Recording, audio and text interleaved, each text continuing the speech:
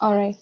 Let's start with the, if you can see the slide, there's the inheritance under Muslim law. We will be talking about inheritance right now, and to understand inheritance, it is very important to understand the sources where it came from. So there are basically, as you can see on the first slide, there are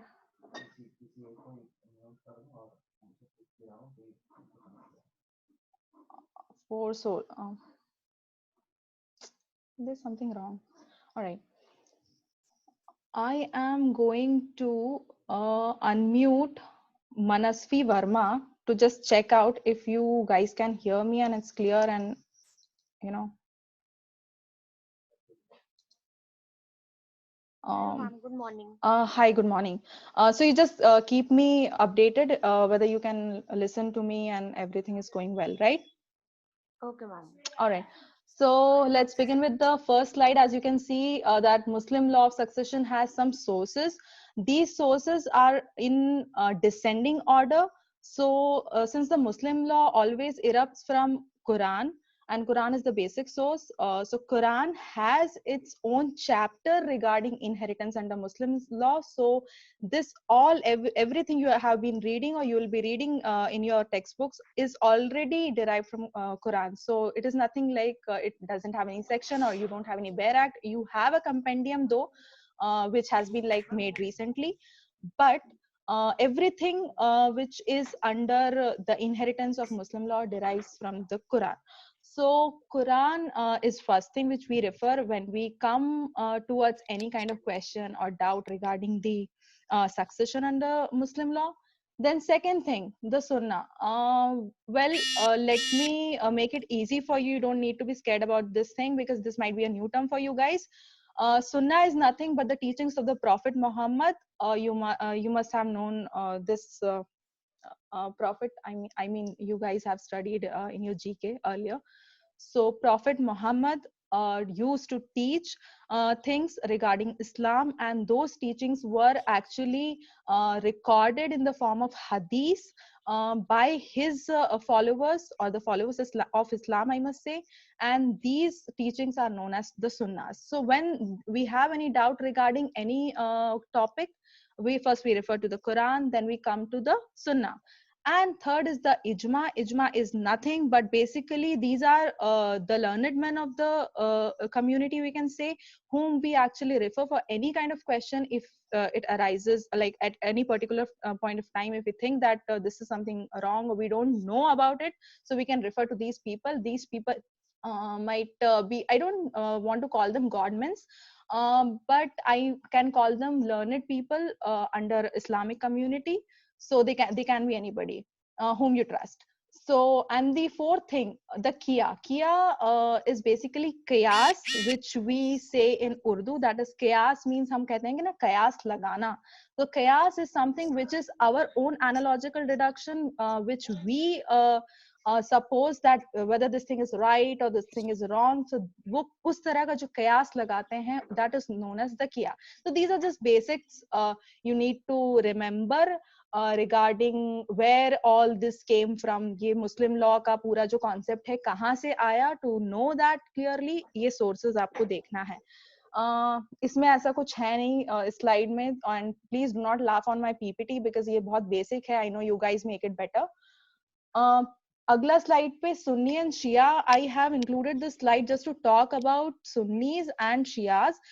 Because most of you have this doubt कि कौन होते हैं ये सुन्नी, कौन शिया होते हैं, या ये मुस्लिम दो तरह के क्यों हैं, क्या है. So basically you have already read that there are two schools, that is Sunni and Shia. Sunni में जो होते हैं Hanafi, Maliki, and I think Hanbali, and one more, आपको खुद याद होगा, you guys might have read it. तो इस तरह के चार होते हैं. बट बेसिकली अगर हम इंडिया की बात करें तो वहां पर हनफी जो हैं, हनफी सुन्नीस वो ज्यादा हैं. And what we follow as in Indian scenario is Hanafi law of inheritance. सो अगर हम सुन्नी और शिया की स्टोरी की बात करें कि कैसे ये लोग आए और कैसे ये दो नाम आते हैं हर बार, which we can not make it out कि ये है क्या. So we have to go back to the Islamic history. Now what Islamic history says is सबसे पहले जो जब भी हम इस्लाम की बात करते हैं तो it comes from the Prophet Muhammad, who was like that one prophet जिन्होंने इस्लाम लाया. तो उन्होंने जब इस्लाम लाए तो वो उस वक्त जब इस्लाम ला रहे थे तब उनके जो इस्लाम के फॉलोअर्स हुए और उनके जो फ्रेंड्स थे, those were actually Sunnis. So these were the people who used to learn Islam and do things which were fair in the course, and opted the teachings of the Prophet when he was no more, right? And the second term, that is Shia. Who are Shias? Now Shias, you might be very surprised by knowing this fact that Shia जो थे वो basically Prophet Muhammad की family से ही belong करते थे. तो वो लोग थे जो उनकी फैमिली के थे, मतलब मैं ये फैमिली नहीं कहूंगी, not the immediate family, but चाचा, उनके बच्चे, the relatives, like the close relatives. तो वो लोग जो थे they literally denied the fact कि हम ये एक्सेप्ट करें और इस्लाम क्या है and all this stuff. So जब उन्होंने अपोज किया and they were the reason of the war, और उन्होंने प्रॉफिट मोहम्मद को मार दिया. तो जब उन्होंने मार दिया and later on they got to know कि अरे जो ये बातें कहते थे सही कहते थे. तो now you guys know that why Muharram is observed by the Shias. That is the time when they repent actually killing the Prophet Muhammad. So this is the whole history behind these two things. अब क्या किया कि when it came to the law of inheritance, law of inheritance is mostly derived from the chapter 6 of Quran. वहां पर कभी कभी क्या होता है कि when you read Quran it is not clear, not at all clear, because you have to make some of the other interpretations according to yourself that it is clear or not. So to make those interpretations, what Sunnis did is they combined it with the teachings of Prophet Muhammad and came out with the early, I must say, the most first election they held it. उनका जो जरिया था कि कैसे inheritance करे, तो उन्होंने election को ऑप्ट किया. उन्होंने इलेक्शन किया और उन्होंने कहा कि इलेक्शन से हम ये जानेंगे कि ये चीज सही है या गलत है, ठीक है. But what Shias did is they rejected actually the doctrine of succession through election, which Sunnis opted for, and फिर उन दोनों में अलग अलग लॉज डेवलप हो गए. तो जो सुन्नी हैं they basically follow the teachings of the Quran and the Prophet, the Sunnas, like as usual. And Shias ने अपना थोड़ा सा डिफरेंट लॉ डेवलप कर लिया, which we will come up later on. आज हम सिर्फ सुन्नीस की बात कर रहे हैं, यहाँ पर सुन्नी लॉ ऑफ इनहेरिटेंस की बात कर रहे हैं. और कुछ टेक्स्ट बुक में आपको हनफी लॉ ऑफ इनहेरिटेंस की तरह वो बोला जाएगा, तो do not get it confused. Hanafi इसलिए बोल रहे हैं क्योंकि इंडिया में ज्यादा हनफी सुन्नीस हैं. तो जो सुन्नी स्कूल है, Sunni and Hanafi is the same word, do not gate confused. अब हम आ जाते हैं थोड़ी सी बेसिक बात पे. There is a case, if you guys are jotting it down you can write it down. There is a case Saudagar Abdul Rahim versus Abdul Hakim. This is a case of 1931. And now let me come to the point. अगर हम inheritance की बात कर रहे हैं तो what are we talking about? We are talking about a property. What is that property? That property can be movable or immovable. I don't know, you guys are very new to this topic, you might not have even studied transfer of property act. पर मैं आपको बता दूं, उसमें आपको definition तो मिलेगी movable और इमूवेबल की, पर मैं आपको थोड़ा सा क्लियर कर देती हूँ कॉन्सेप्ट के. डेफिनेशन पे नहीं जाने की जरूरत है, इतना सोचने की, सर्च करने की जरूरत नहीं है. अगर आपको ये पता करना है कि कौन सी प्रॉपर्टी मूवेबल और इमूवेबल है, तो ये जान लें कि जिन चीजों को हम अपने सेंसेस से टच कर सकते हैं, those are movable properties, and some things which cannot be touched or felt by our senses are immovable property. This is a basic differentiation. अगर हम हिंदू लॉ ऑफ इनहेरिटेंस की बात करें तो वहां पर मूवेबल और इमूवेबल प्रॉपर्टी का डिफरेंशिएशन है. बट यहाँ पर इस्लाम में बात करें अगर हम, तो there is no distinction between movable and immovable property. Both the properties are treated as same when it comes to inheritance. Am I clear with this point? I hope Manasvi can answer me. Okay. Yes, All yes, right. ma'am. And also there's one concept, if you have already studied Hindu law of succession, there's a concept of joint family property. We do not have any such concept in Muslim law. तो joint family का property कुछ नहीं होता है, person जो diseased है उसकी अपनी प्रॉपर्टी का ही बंटवारा होता है। ये हम चीज क्लियर कर लें। So do you have any questions? If any one of you have any questions regarding Sunni Shia या कोई भी बेसिक इस्लामिक क्वेश्चन अगर अभी आ रहा है दिमाग में तो हम क्लियर कर लें, because I am gonna move to the major topic. ठीक है, so can I move on? Yes, ma'am. All right. So there's a next slide which has a definition of inheritance. ये definition मैंने actually All India Muslim Personal Law Board से निकाली है. This is a very basic definition, as you guys can read it. इसमें कुछ भी नहीं है। ये डेफिनेशन बताती है कि इनहेरिटेंस क्या है। इनहेरिटेंस डिजीज्ड के एस्टेट को इनहेरिटेंस बोलते हैं, जिसमें उसकी जो प्रॉपर्टी और एक्शनेबल क्लेम्स जो भी वो छोड़ के गया है वो इस इनहेरिटेंस में आ जाता है। बस इसमें हमने दो टर्म्स अंडरलाइन कर लिए हैं, जो कि उसकी प्रॉपर्टी है और दूसरा एक्शनेबल क्लेम है। Now what is property and actionable claim? Property is whatever is movable or immovable, as you guys know. And actionable claim में अगर हम जाएं तो हम मॉर्गेजेस की बात करते हैं और भी इस तरह की चीजों की बात करते हैं, प्लेज की बात करते हैं, जो कि आप आने वाले सेमेस्टर में आपके ट्रांसफर ऑफ प्रॉपर्टी एक्ट में पढ़ेंगे and you will know the term actionable claim. तो ये सारी जो चीजें हैं ये आती हैं प्रॉपर्टी में और वो उसका एस्टेट बनाती हैं, और एस्टेट ही कोई ऐसी चीज है जिसको उसके जो सक्सेसर्स हैं वो इनहेरिट करते हैं। तो ये बेसिक डेफिनेशन है, you guys can read it, I don't want to read it for you. तो ये बहुत क्लियर है। If you guys want to I can mail this PPT to you. इसमें कुछ ऐसा खास नहीं है। Then coming to the major point, this is a chart जो मैंने थोड़ा सा आप लोगों को क्लियर करने के लिए बनाया है। जब भी हम एग्जाम देंगे और हमें ये क्वेश्चन आएगा कि हमें अगर मुस्लिम लॉ का पूरा जॉट डाउन करना है, पेपर में लिखना है, भाई 9-10 पन्ने भरना है, तो कुछ नहीं करना है। ये चार्ट को ऐसे आंखें बंद करके दिमाग में आप प्लीज स्टोर कर लें। इस चार्ट को देखते ही आपको पूरी चीजें याद आ जाएंगी कि आपको क्या कहता है सुन्नी मुस्लिम law, right? Is that clear? So, application of the property of diseased Muslim. अगर हम diseased की बात करें, diseased वो जो कि मर चुका है। अब एक और मैं चीज आपको क्लियर कर दूं कि जो इस केस मैंने जो पहले केस आपको जो बताया उसमें ये कहा गया था कि जॉइंट फैमिली प्रॉपर्टी का मुस्लिम लॉ में कोई लेना देना नहीं है, और हिंदू लॉ की तरह उस प्रॉपर्टी को ट्रीट नहीं किया जाएगा। अगर वो मुस्लिम की प्रॉपर्टी है तो वो जॉइंट फैमिली प्रॉपर्टी का कॉन्सेप्ट नहीं लगेगा उसमें, ठीक है? So that was the basic thing in that case. Coming back to the slide which you guys can see. अब आप इसमें सोचोगे कि ये इंडियन सक्सेशन एक्ट 1925 क्यों डाला है और कैसे क्यों होता है, तो मैं आपको क्लियर कर दूं कि इंडियन सक्सेशन एक्ट 1925 मैंने इसलिए डाला है क्योंकि आप देख सकते हैं मैंने यहाँ कुछ सेक्शंस डाले हैं। अब ये सेक्शंस इसीलिए हैं कि इन सेक्शंस के हिसाब से प्रोसीजर की जाती है इन सब चीजों को डिवॉल्व करने की या फिर डिजीज की प्रॉपर्टी को डिवॉल्व करने की।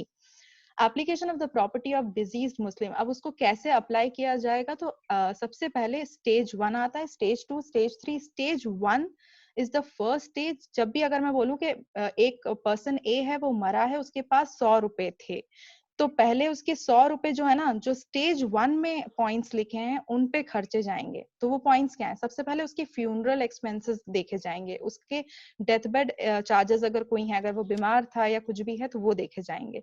उसके बाद debts is the major thing in Islam, because what they believe as Muslims is अगर कोई भी इंसान लोन लेके मरा है तो वो जो लोन है वो बाद में उसके आगे आता है, in the after life they believe, और लोन इज हराम एक्चुअली इन इस्लाम। तो यहाँ पर उन्होंने ये इंक्लूड किया है कि डेट्स भी उसके दे दिए जाएंगे। If the person who is deceased has any kind of debts, उसके पहले वो डेट्स क्लियर कर दिए जाएंगे। वो डेट्स कौन क्लियर करेगा? उसके रिलेटिव्स या उसके जो भी किन्स हैं वो पहले उसके डेट्स क्लियर करेंगे।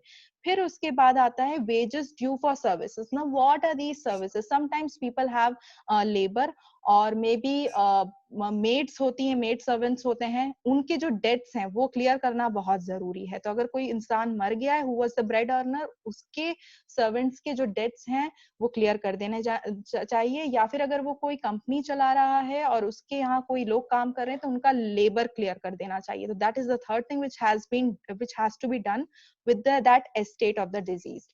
And the fourth thing is will, if that person has any will. Now what we are talking about here is in-state property, INTESTATE. In-state property means, or in-state deceased means the person who hasn't made any will and has died already. जिसने कोई will बनाई नहीं और वो मर गया तो उसकी प्रॉपर्टी कहाँ जाएगी। पर अगर उसने will बनाई है तो मुस्लिम लॉ में उसकी विल के हिसाब से पूरा नहीं चलेगा। उसकी विल सिर्फ 1/3 जो उसकी प्रॉपर्टी है उसकी ही हकदार है। अगर उसने विल में पूरी प्रॉपर्टी अपने किसी के नाम कर दी है तो that is really not possible in Islam. This says will not exceeding 1/3 of the estate, मतलब सिर्फ उसका अगर 100 रुपए की प्रॉपर्टी थी उसके पास जिस वक्त वो मरा तो सिर्फ 33.33 पैसा ही उसके विल में जा सकता है, उस अगर विल है तो। अदरवाइज वो पूरा बाकी जो पैसा है या पूरा जो 100 रुपए है वो स्टेज 1, स्टेज 2, स्टेज 3 के हिसाब से डिवॉल्व होगा। Are you guys understanding my point? Yes, so ma'am. जब स्टेज 1 की हम बात करेंगे तो जब ये सारी चीजें हो जाएंगी and if there is anything remaining after the stage 1 then there comes the stage 2। If you can see the stage 2 I have denoted as 1, 2 and 3। अब यहाँ पर ये जो है 1, 2 and 3 ये भी डिसेंडिंग ऑर्डर में है। सबसे पहले हम अगर कुछ बचता है ये फ्यूनरल एक्सपेंसेस और डेट्स वेट्स देने के बाद तो हम स्टेज 2 पे आते हैं। अब यहाँ पर आते हैं शेयरर्स। शेयरर्स वो हैं जो कुरानिक एयर्स हैं which are already mentioned in the Quran. वो शेयरर्स हैं जिनको आपको बेसिकली एक्चुअली याद करना पड़ेगा because you don't have any choice. वो एक 12 है नंबर में, you have to learn it to understand the concept. फिर अगर शेयरर्स जो हैं वो नहीं है या वो कम है और फिर भी प्रॉपर्टी बचती है तो जाती है रेसिड्यूरीज में। ठीक है, रेसिड्यूरीज जो हैं जो शेयरर्स के बाद वाले आते हैं वो भी कुछ है नंबर में। ठीक है, मैं will come to that slide. फिर उसके बाद आते हैं द डिस्टेंट किंडर्ड, मतलब ये कि तो थोड़े दूर के रिलेटिव्स। ये कौन कौन होते हैं ये सब हम अभी आगे देखेंगे। तो अगर कुछ बचता है तो सबसे पहले तो शेयरर्स में ही खत्म हो जाता है बिकॉज पर्सन के पास बहुत सारे डिजीज के बहुत सारे शेयरर्स ऑलरेडी होते हैं। शेयरर्स में जान करके ऐसे लोगों का नाम डाला गया है, ऐसे 12 लोगों को इंक्लूड किया गया है जो कि होते ही हैं, प्लस 8 फीमेल्स, मैक्सिमम फीमेल्स हैं उसमें बिकॉज इट इज कंसिडर्ड कि females should be more supported financially. तो उस वक्त के टाइम पे इस तरह से जो भी वो कॉन्सेप्ट था मेरे ख्याल से अभी भी अच्छा है अगर फीमेल्स को सपोर्ट किया जा रहा है तो उस हिसाब से यहाँ पर 8 फीमेल्स हैं शेयरर्स में एंड मेल्स कम है तो the rest of them are males. And males भी कैसे हैं, जैसे फादर हैं या फिर जो भी इस तरह के डिपेंडेंट्स हैं जो कि शायद बूढ़े हो सकते हैं, उस तरह से उन्होंने इसको डिफरेंशिएट किया है in the meaning of the sharers,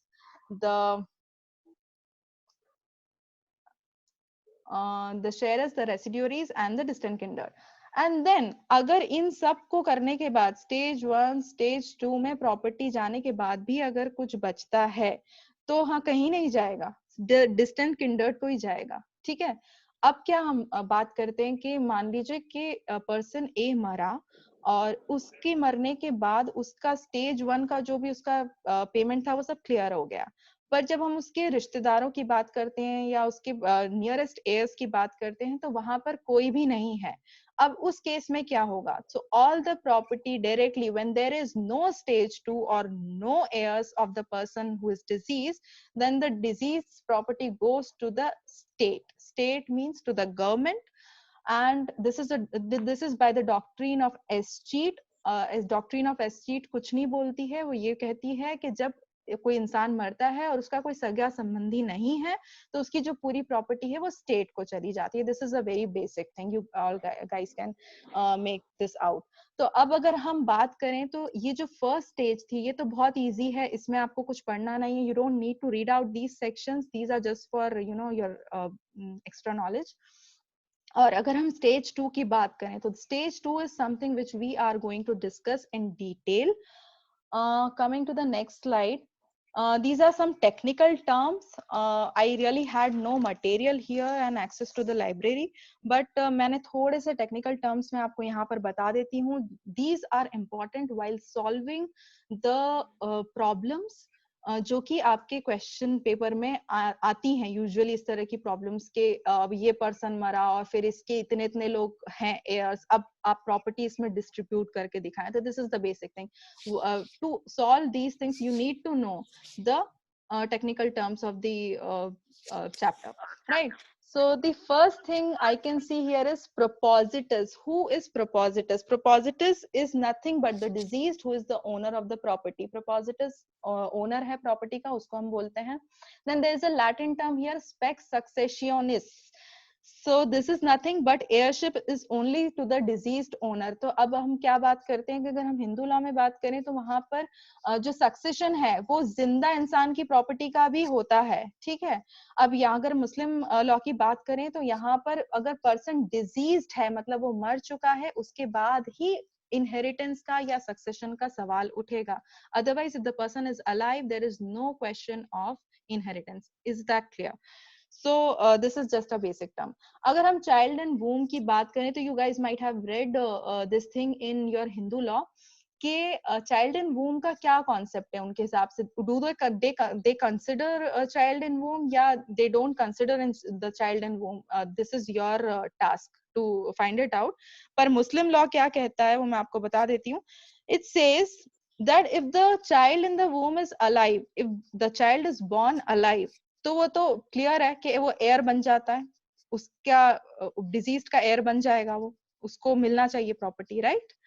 अगर यही चाइल्ड एंड वूम जो है, if that is not alive, और अगर वो पैदा होते ही मर जाता है, ठीक है, तो वो जब भी अगर वो पैदा हुआ है उतने टाइम भर में भी उसका शेयर मिलेगा, ठीक है, वो तब भी शेयर का हकदार हो जाता है. अगर वो पैदा होने के कुछ टाइम बाद मर जाता है तब भी उस वो एक एयर बन जाता है. तो basically child and womb is considered in Muslim law. Now agnate and cognate is nothing, it is very easy. As you can see, agnate मतलब वो सारे मेल्स या फिर पर्सन्स जो कि मेल्स के थ्रू रिलेटेड हैं डिजीज्ड के. if I want to give you an example, I must quote person related to diseased through males. अगर हम बात करें for example diseased is person F, and अब वो अपने पीछे कौन को छोड़ के गया है? वो छोड़ के गया है उसके सन को, बेटा, सन बेटे का बेटा यानी पोता, एंड उसका भी एक बेटा है, सन मतलब परपोता, ठीक है. तो ये सारे जो लोग हैं ये किससे रिलेटेड हैं? मेल से रिलेटेड हैं, ठीक है. तो ये सारे क्या हुए? एग्नेट हुए. अगर हम कॉग्नेट की बात करें तो these are heirs of the deceased related through females, मतलब डॉटर्स सन या डॉटर्स डॉटर, मतलब नाती बोलते हैं ना, नाता नाती, ठीक है. तो अगर हम बात करें कि कॉग्नेट कौन हुए, तो वो डॉटर की तरफ से हुए, मतलब any person related to deceased through female, and any person related to the disease through male is agnate. So this is very easy. जब आप लोग examples देखेंगे, book खोलेंगे तो it will be clear, and this is nothing big task. अब हम collaterals की बात करते हैं. कोलैटरल्स वो पैरेलल रिश्ते होते हैं फैमिली ट्री के जिसमें जिनको हम एक जैसा समझ सकते हैं, या they hold a same relationship with the deceased. For example paternal aunt and maternal aunt. Paternal aunt कौन हुई? आपकी बुआ. And maternal aunt is your मौसी, ठीक है. तो दोनों क्या सेम रिश्ता रखती हैं दोनों साइड से, क्योंकि हैं तो बहनें, एक है मम्मी की बहन और एक है पापा की बहन. So these are the collaterals. They have the same kind of share when it comes to the devolution of the property. अब हम बात करते हैं illegitimate child की. You guys are not like you guys are big enough to understand what is illegitimate child, that is नाजायज औलाद. अगर हम बात करें हिंदू लॉ की तो वहाँ illegitimate child is not considered as the मतलब उसको प्रॉपर्टी का हकदार नहीं माना जाता है। पर अगर हम मुस्लिम लॉ की बात करें तो यहाँ पर इलेजिटिमेट चाइल्ड को उसकी मदर की प्रॉपर्टी आसानी से मिल जाती है। तो उसकी मदर की प्रॉपर्टी का तो वो हेयर होता है, but not of the property of the father, और जो भी मदर्स हस्बैंड या वाइस वर्सा जो भी है उनकी प्रॉपर्टी का वो हकदार नहीं होता। तो illegitimate child is considered an here in the Muslim law only through his mother's property. If the mother is deceased, अगर माँ मर चुकी हैं तो उनकी प्रॉपर्टी उस बच्चे को जाएगी. That is it. And when we come to the term step children, you all know कि step children क्या होता है. पर अगर हम इसको थोड़ा सा एग्जाम्पल के थ्रू समझें तो for example A is mother of B and A becomes widow. तो जो B है उसको A की प्रॉपर्टी तो जाएगी, बट B को A के दूसरा हस्बैंड जो है D उसकी प्रॉपर्टी नहीं जाएगी। अगर A उसकी मदर है और उसने दूसरी शादी कर ली तो नहीं जाएगी। मेरे ख्याल से I am literally making you guys confused. Let me make it more simple. एक वुमन है, उसका एक बच्चा है, उसका हस्बैंड मर चुका है पर उसने दूसरी शादी कर ली। जब उसने दूसरी शादी कर ली तो उस हस्बैंड की, जो उसका दूसरा हस्बैंड है, उसका और उसके पहले वाले हस्बैंड से जो बच्चा है उनका कोई रिलेशन नहीं है, और वो दोनों एक दूसरे की property in case of any kind of inheritance नहीं शेयर करते हैं, तो they are not heirs, right. So step children का यहाँ पर ये रूल है। तो इधर उधर किसी की भी प्रॉपर्टी नहीं जाएगी, अपनी फैमिली में ही डिवॉल्व होगी, right. Then the next term is true grandfather. अब आप लोग बोलेंगे कि हमने तो grandfather सुना है, true grandfather क्या होता है भाई? तो true grandfather is nothing but, यहाँ पर अगर हम true, और नीचे आप देख रहे होंगे false grandfather लिखा है मैंने, तो ये मैंने नहीं लिखा है, this is from the book. So true grandfather अगर हम बात करें तो वो हमारे दादा हुए, मतलब पापा की साइड के जितने भी पूर्वज हुए वो हमारे ट्रू ग्रैंडफादर वाली लाइन में आएंगे। एंड फॉल्स ग्रैंडफादर वो हुए जो हमारे नाना के ऊपर वाले जो पूर्वज, जो नाना और नाना के ऊपर वाले, ठीक है, मम्मी की साइड से। तो अगर हम ट्रू ग्रैंडफादर की बात करें तो it has already been written father's father, मतलब हमारे पापा के पापा, इट मींस दादा। Very simple. If you guys are very clear with your blood relations in logical reasoning तो ये आप लोगों को सॉल्व करना थोड़ा इजी हो जाएगा। अगर थोड़ी भी प्रॉब्लम होती है तो एक बार लॉजिकल रीजनिंग के ब्लड रिलेशन को अच्छे से पढ़ लेना, तो आपको समझ में आ जाएगा कि क्या होते हैं, क्योंकि हम बहुत कंफ्यूज हो जाते हैं जब इतने सारे टर्म्स देखते हैं। तो ठीक है, तो फादर्स फादर कुछ नहीं होते हैं, दादा होते हैं। फादर्स फादर मीन्स परदादा, right. So I think this is very clear. True grandfather कौन होते हैं? दादा और परदादा, राइट, पापा की तरफ से रिलेटेड।